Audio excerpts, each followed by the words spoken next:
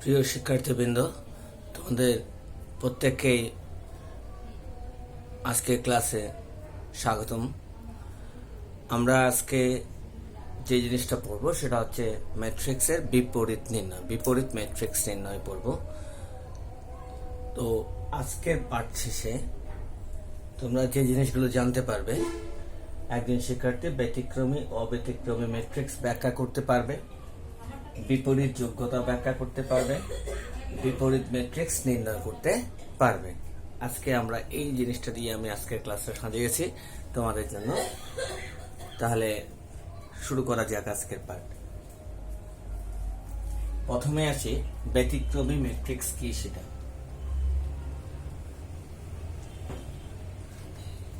ব্যতিক্রমী ম্যাট্রিক্স বা এটাকে বলা হয় সিঙ্গুলার ম্যাট্রিক্স। সেটা কি জিনিস?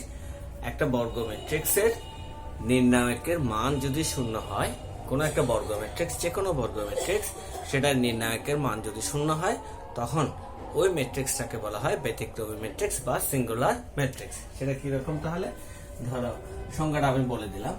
এ যে কোনো একটা ম্যাট্রিক্স, ধরো এ ম্যাট্রিক্স ইকুয়ালটা আমি লিখলাম এভাবে, আমি তোমাদেরকে দেখাচ্ছি এ বি সি ডি, এটা একটা এ ম্যাট্রিক্স। যদি এরকম হয় যে এ ম্যাট্রিক্স এর নির্ণায়ক, এই নির্ণায়কটা বের করলে, নির্ণায়ক মানে এটা এখন মান বের হবে, আগেরটা কোনো মান নাই, এই জন্য দেখো চিহ্নটা একটু খেয়াল করো, ফার্স্ট ব্র্যাকেট এখানে হচ্ছে বার। এই নির্ণায়কটা বের করা হয় কিভাবে?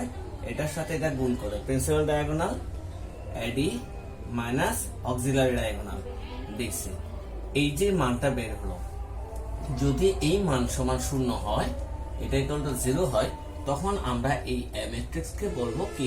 ব্যতিক্রমী ম্যাট্রিক্স। ঠিক আছে? আর যদি শূন্য না হয়, অর্থাৎ এই যে কোনো একটা বর্গ ম্যাট্রিক্স, যে কোনো আকার, আমি এখানে 2/2 নিয়েছি তোমাদের বোঝার সুবিধার্থে, 3/3 হতে পারে। তাহলে যদি 3/3 হয়, সেটারও নির্ণায়কের মান যদি শূন্য হয়, তাহলে সেটা ব্যতিক্রমী। আর যদি শূন্য না হয়, তাহলে তার নাম হচ্ছে অব্যতিক্রমী। তাহলে আমি সংক্ষেপে লিখলে এভাবে লিখতে পারি, একটি ম্যাট্রিক্স, ম্যাট্রিক্সের ক্ষেত্রে, এর ক্ষেত্রে যদি এত ইকুয়াল টু, এটা দ্বারা বোঝাচ্ছে, এই দাগ দ্বারা বোঝাচ্ছে কি? নির্ণায়কের মান ইকুয়াল টু 0 হয়, তাহলে সেটা হচ্ছে ব্যতিক্রমী। আর অব্যতিক্রমী কি? তাহলে অব্যতিক্রমী বা নন সিঙ্গুলার। নন সিঙ্গুলার কখন বলবো? যখন এর নির্ণায়কের মান কি হবে না? শূন্য হবে না, তখন তাকে আমরা বলবো অব্যতিক্রমী ম্যাট্রিক্স। এখন প্রশ্ন হচ্ছে, এই দুটার সংজ্ঞার দরকার কি ছিল? দরকার হচ্ছে কোন একটা ম্যাট্রিক্সের বিপরীত ম্যাট্রিক্স থাকবে কিনা, সেটা নির্ভর করবে কিসের উপরে? ম্যাট্রিক্সটা ব্যতিক্রমী হয়েছে নাকি অব্যতিক্রমী হয়েছে সেটার উপরে। তাহলে ওটাকে আমরা বলছি বিপরীত যোগ্যতা। অর্থাৎ একটা ম্যাট্রিক্সের বিপরীত যোগ্যতা বলতে কাকে বোঝাচ্ছে? যদি ম্যাট্রিক্সটি, যে ম্যাট্রিক্স তোমাকে দেওয়া থাকবে, সেটা যদি অব্যতিক্রমী ম্যাট্রিক্স হয়, তাহলে তা বিপরীত যোগ্য, অর্থাৎ তার ইনভার্স নির্ণয়যোগ্য। তাহলে শর্ত কি পেলাম? বিপরীত যোগ্যতা। বিপরীত যোগ্যতা, বিপরীত যোগ্যতা কি বললাম? তাহলে ম্যাট্রিক্সটাকে অবশ্যই কি হইতে হবে? অব্যতিক্রমী হতে হবে। একদম শর্টকাটে লিখে দিলাম, এটা হতে হবে। যে কোনো একটা ম্যাট্রিক্স, বর্গ ম্যাট্রিক্স, সেটা বিপরীত যোগ্য হবে যদি ম্যাট্রিক্সটি কি হয়? অব্যতিক্রমী হয়, অর্থাৎ ম্যাট্রিক্সের নির্ণায়ক মান শূন্য হতে পারবে না। এবার আমরা চলে যাচ্ছি সরাসরি বিপরীত ম্যাট্রিক্স কিভাবে তাহলে নির্ণয় করব। প্রথমে আসি বিপরীত ম্যাট্রিক্স নির্ণয় করার জন্য কি কি ধাপগুলো আছে সেটাতে, অর্থাৎ এটা একটু ধাপগুলো আমি আগে লিখে দিচ্ছি, কিসের পর কি করব আমরা। তাহলে প্রথমে আসি ওয়ার্কিং রুল বলছি আমি সেটাকে।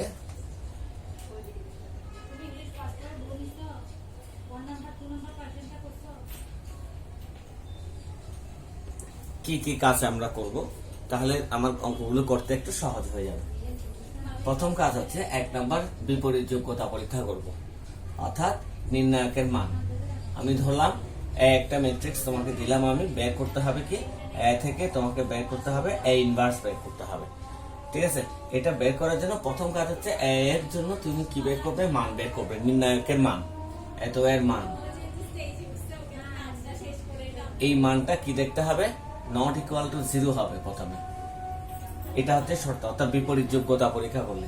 2 নাম্বার, আর যদি 0 হয়ে যায় তাহলে বলবা ম্যাট্রিক্সটির বিপরীত ম্যাট্রিক্স নির্ণয়যোগ্য নহে। এরপরে বের করবা সহগুণক।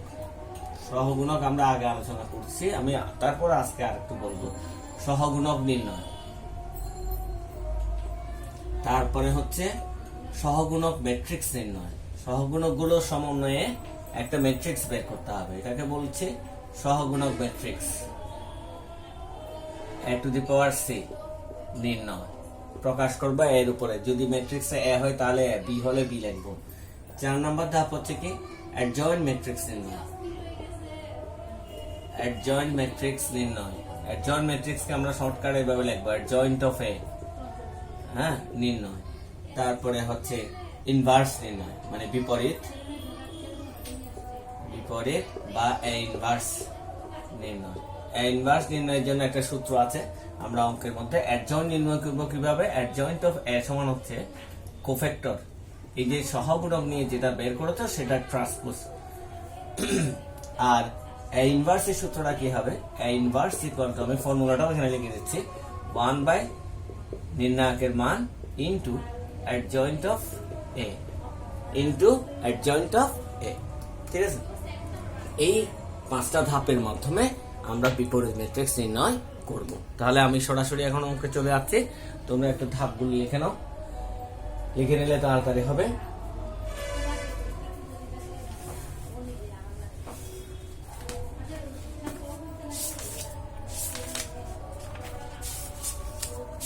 আমি দুটো অঙ্ক করব, একটা করব 2/2 আর একটা করব 3/3। অর্থাৎ 2/2 অর্ডারের একটা ম্যাট্রিক্স করব আর একটা 3/3 অর্ডারের একটা ম্যাট্রিক্স করব।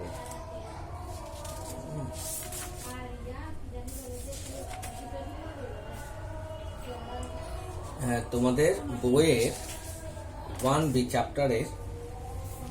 চ্যাপ্টার থেকে আমি প্রথমে করাবো একটা 2/2 করাবো। ধরো 6 এর 1 নাম্বার অঙ্কটা করাবো প্রথমে, 6 এর 1, আর একটা করাবো 6 এর 8 নাম্বার বা 9 নাম্বার, দুটো অঙ্ক করাবো। তাহলে একটা 2/2 ম্যাট্রিক্স নিচ্ছি।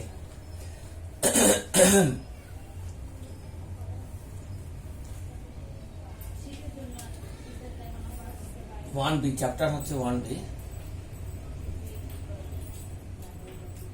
6 এর 1 একটা ম্যাট্রিক্স দিয়েছে, আমি ম্যাট্রিক্সটা ধরে নিচ্ছি। ধরি, এটার নাম দিলাম a ম্যাট্রিক্স ইকুয়াল টু,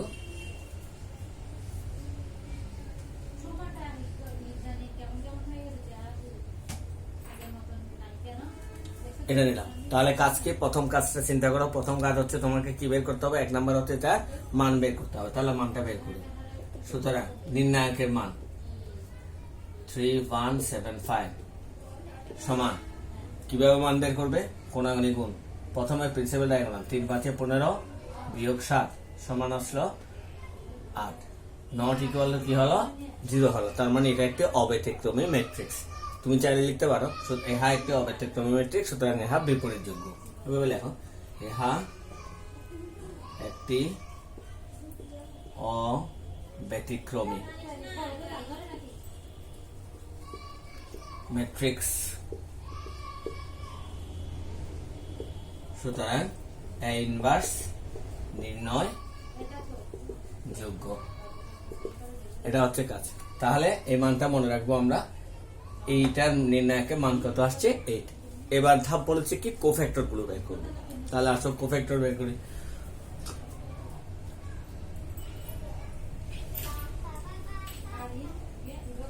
মানটা একটু লিখে রাখি আমি।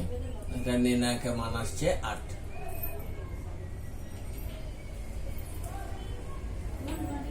এখন লিখবো a ম্যাট্রিক্সের কোফ্যাক্টর সমূহ, সহগুণক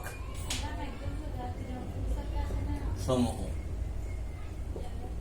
সহগুণক কিভাবে বের করব? প্রত্যেকটা ম্যাট্রিক্সে আমরা বলেছিলাম কোফ্যাক্টর আর মাইনর দুটো জিনিস বলেছিলাম। সহগুণক কিভাবে থাকবে? যতটা ভুক্তি আছে ততটা সহগুণক থাকবে। সহগুণকের একটা চিহ্ন থাকে -1 whole to the power r plus c, এটাও লিখেছিলাম। সহগুণকের চিহ্ন কি? -1 whole to the power r plus c বা m প্লাস n বা i প্লাস j, এরকম যে কোনো কিছু লিখে। তাহলে আসি সহগুণক। প্রথমে আসো 3। এই সংখ্যাটা কত সারি কত কলাম আছে সেটা দেখতে হবে। এটা হচ্ছে কত সারি কত কলাম? প্রথম সারি প্রথম কলাম, তাহলে তুমি সেটাকে লিখবা এরকম A11। এ ম্যাট্রিক্স বলে এ লিখেছি, বি হলে বি লিখতাম, সি হলে সি লিখতাম। 1 দ্বারা কি যাচ্ছে প্রথম সারি প্রথম কলামের জন্য, তাহলে প্রথম সারি প্রথম কলামের জন্য কি আসবে, প্রথমে চিহ্নটা বসাবো -1 হোল টু দি পাওয়ার এই প্রথম সারি প্রথম কলাম, এখানে যে দুটো সংখ্যা আছে তাদের যোগফল 1 + 1 ইন্টু। এবার এখান থেকে তাহলে কোন সংখ্যাটাকে নেব, কোন সংখ্যাটাকে নেব এখানে বলে দিয়েছি, কাদেরকে বাদ দেব।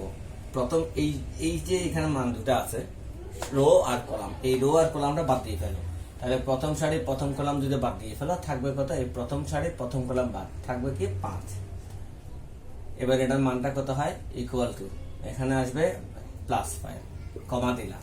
এবার দ্বিতীয়টাতে যাও, তাহলে প্রথম সারি প্রথম কলাম, এবার হচ্ছে প্রথম সারি দ্বিতীয় কলামে গেলাম, প্রথম সারি দ্বিতীয় কলামে গিয়ে লিখলাম -1 হোল টু দি পাওয়ার 1 + 2, এই 1 + 2 এখান থেকে ইন্টু। এবার প্রথম সারি এখানে যেটা লিখেছো সেটা বাদ দিবা, 1 2 বাদ দিবা, প্রথম সারি দ্বিতীয় কলাম বাদ দিয়ে কি থাকে 7 থাকে, এই 7 ইকুয়াল টু কত পাইলা -7। এবার তাহলে প্রথম সারিতে আর কোনো সংখ্যা নেই, এবার দ্বিতীয় সারিতে আসো, তাহলে A21 সেই জন্য লিখছি দ্বিতীয় সারির প্রথম কলাম সমান -1 টু দি পাওয়ার 2 এর একে 3 ডাইরেক্ট লিখতে পারি, এখন তো বুঝে গেলাম। তাহলে দ্বিতীয় সারি কোনটা বাদ দিবা, কোনটা দেখো, দ্বিতীয় সারির প্রথম কলাম বাদ, এটা বাদ, তাহলে থাকবে কত 1 ইকুয়াল টু -1 পাইলাম। এবার আসো দ্বিতীয় সারি দ্বিতীয় কলাম, তাহলে আমি হিসাবটা কিভাবে করছি, রো হিসাবে যাচ্ছে, প্রথম সারি প্রথম কলামের জন্য, প্রথম সারি দ্বিতীয় কলামের জন্য, তারপরে দ্বিতীয় সারি প্রথম কলাম, দ্বিতীয় সারি দ্বিতীয় কলামের জন্য, এখানে যে সংখ্যাটা লিখছি সেটা বাদ যাচ্ছে, ওই রো কলাম পুরোটা বাদ। এবার এটার জন্য -1 টু দি পাওয়ার 4, 2 2 যোগ করলে 4। এবার সংখ্যা কি থাকবে দেখো, কোন বুক থেকে নেব, 2 2 বাদ, এটা বাদ যাচ্ছে, বাদ গিয়ে কি থাকে 3 থাকবে ইকুয়াল টু 3। তাহলে কোফ্যাক্টর সমূহ বের করা হয়ে গেল। এবার কোফ্যাক্টর গুলো নিয়ে যে ম্যাট্রিক্স তৈরি হয় সেটাকে বলা হয় কোফ্যাক্টর ম্যাট্রিক্স বা সহগুণক ম্যাট্রিক্স। তাহলে লিখে ফেলো, সুতরাং সহগুণক matrix a to the power c দ্বারা প্রকাশ করব।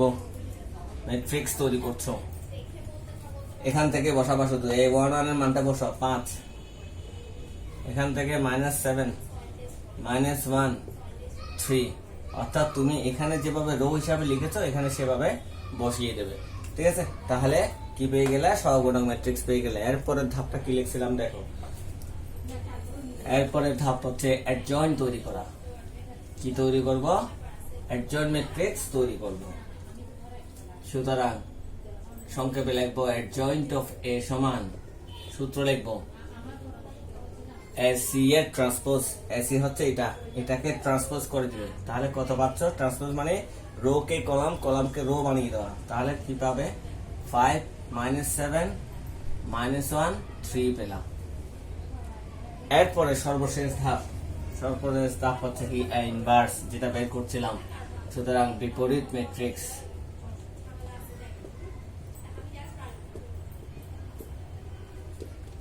ইনভার্স ইকুয়াল টু ফর্মুলা লিখবে 1 ইনটু অ্যাডজয়েন্ট অফ এ।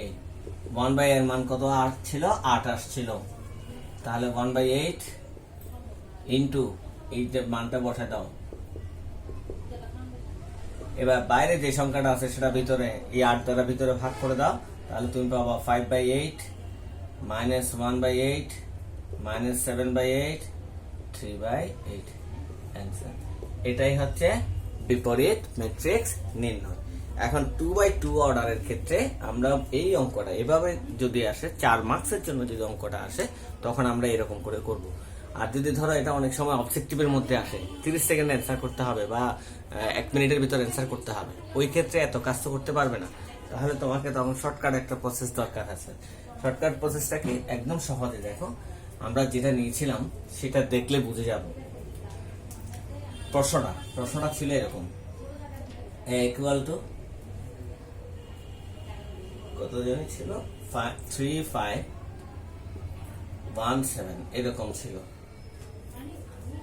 এটা ছিল। এটা থেকে এই মানটা কিভাবে আসছে আমরা একটু দেখি। এই অংশটা সরাসরি যাচ্ছে, আমি এখানে বাকি অংশগুলো মুছে দিচ্ছি, সরাসরি ইনভার্সে যাবো তো সেই জন্য দেখো সংক্ষেপে করার জন্য কি করেছি, এগুলো হচ্ছে পরের কাজ। 1/8 এটা করতে কে পেয়েছো, এটা হচ্ছে বিপরীত যোগ্যতা মানটা তাহলে তোমাকে বের করতে হচ্ছে। যে কোনো একটা ম্যাট্রিক্স দেওয়া থাকলে সেটার মানটা বের করে 1/8 আকারে বসাবো বাইরে। শর্টকাটে কিভাবে হচ্ছে দেখো, ইনভার্স হচ্ছে প্রথমে এই প্রিন্সিপাল ডায়াগোনালটা দেখো, প্রিন্সিপাল ডায়াগোনাল এখানে 3 এখানে 5, এখানে কি হয়েছে উল্টে গেছে, তাহলে কি হবে এটা চেঞ্জ হয়ে যাবে, এটা এখানে যাবে এটা এখানে যাবে, বসে গেল। আর এই দুটো সংখ্যার মধ্যে কি হয়েছে দেখো, এখানে পজিটিভ এখানে হয়ে গেছে দুটোটা নেগেটিভ, তাহলে এদের চিহ্নটা পরিবর্তন করবে, শেষ শর্টকাট প্রসেস হয়ে গেল। তাহলে কি করলা, মানটা বসালা 1/8 মানটা বসালা, যে মানটা বের করবে 1/8 এত ইনটু প্রিন্সিপাল ডায়াগোনালের সংখ্যা দুটি ইন্টারচেঞ্জ আর অক্সিলারি ডায়াগোনালের হচ্ছে চিহ্ন চেঞ্জ করে দিলে ইনভার্স পেয়ে যাবে। তাহলে আমি তোমাকে এখন যদি একটা দিই এরকম A B C D A matrix দিলাম, এটার ইনভার্স কিভাবে হবে দেখো এখন এই নিয়ম অনুসারে। সুতরাং ইনভার্স ইকুয়াল টু প্রথমে হচ্ছে 1/8 মান কিভাবে বের করেছিলাম, প্রিন্সিপাল ডায়াগোনালের গুণফল মাইনাস অক্সিলারি ডায়াগোনালের সংখ্যা দুটির গুণফল বসালাম ইনটু, এবার কি বলেছিলাম প্রিন্সিপাল ডায়াগোনাল চেঞ্জ অর্থাৎ এদের মধ্যে চেঞ্জ, ঠিক আছে। তাহলে ডি আসবে এ আসবে লিখে ফেললাম, আর এই দুটার চিহ্ন change minus b minus c answer. এটা হচ্ছে 30 সেকেন্ডে করার জন্য অবজেক্টিভে। তবে তুমি এই প্রসিডিওরটা কখনো অর্থাৎ প্রশ্নটা যখন তোমার 4 মার্কসের জন্য আসবে তখন তুমি এভাবে ভুলেও করে দেবে না, অর্থাৎ সব কাজ সব কানে সব রকম করে করা যায় না, এটা মাথায় রাখবে। যখন 4 মার্কসের জন্য দেবে তখন পরীক্ষক ওখানে 4টা ধাপ তোমার থেকে চিন্তা করে নেবে, এখানে কোনো ধাপ মেনটেন করা হয়নি। অর্থাৎ যে ওয়ার্কিং রুলগুলো ছিল ওখানে দেখো 5টা ধাপ আমরা অতিক্রম করে এসেছিলাম, ওই ধাপে প্রত্যেকটা ধাপের জন্য আলাদা আলাদা নাম্বার থাকে। তুমি যদি সেই ধাপগুলো না দেখাও তাহলে ওই নাম্বারগুলো তুমি পাবে না। এভাবে যদি তুমি 4 মার্কসের অঙ্কের মধ্যে করে দাও 1 নাম্বার পাবে, কারণ তুমি সর্বশেষ ধাপে চলে গেছো। অর্থাৎ উপরে কোনো ধাপ না দেখিয়ে সরাসরি শেষের ধাপে দিয়েছ, 1 নাম্বার দিতেও পারে, আমার কি কোনো নাম্বার নাও দিতে পারে যদি 4 মার্কসের জন্য আসে।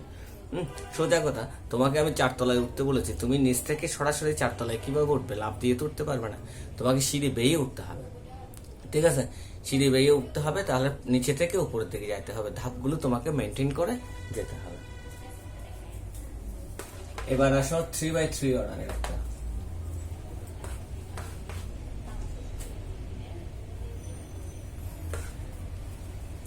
আমরা তাহলে এখন 2/2 অর্ডারের বিপরীত ম্যাট্রিক্স নির্ণয় করা শিখে গেলাম। আমরা এর পরবর্তী ক্লাসে তোমাদের 3/3 অর্ডারের বিপরীত ম্যাট্রিক্স নির্ণয় করাটা নিয়ে আমি আলোচনা করব। তাহলে আজকে একটু পর্যন্ত এরকম 2/2 অর্ডারে যেগুলো তোমাদের আছে সেই অঙ্কগুলো তোমরা হোমওয়ার্ক হিসাবে করে ফেলবে। কোন অঙ্কগুলো 5 নম্বরের আছে 1 2, 6 নম্বরে আছে 1 2, মোট 4টা অঙ্ক আছে এরকম 2/2 এর। এরকম তোমরা নিজেরা বানিয়ে আরো অঙ্ক করতে পারো। তাহলে 1B চ্যাপ্টারের SW দিয়ে দিচ্ছি আমি আপাতত। 5 এর 1 2, 6 এর 1 2, চ্যাপ্টার হচ্ছে 1B, ঠিক আছে। এই 4টা অঙ্ক তোমরা 2/2 অর্ডারে শর্টকাটেও করে নেবা, আবার প্রত্যেকটা ধাপ মেনটেন করে অঙ্কগুলোকে করে নেবা। ধন্যবাদ। আজকে সবাই ভালো থাকো, সুস্থ থাকো। পরবর্তী ক্লাসে 3/3 অর্ডার নিয়ে আমরা আসছি।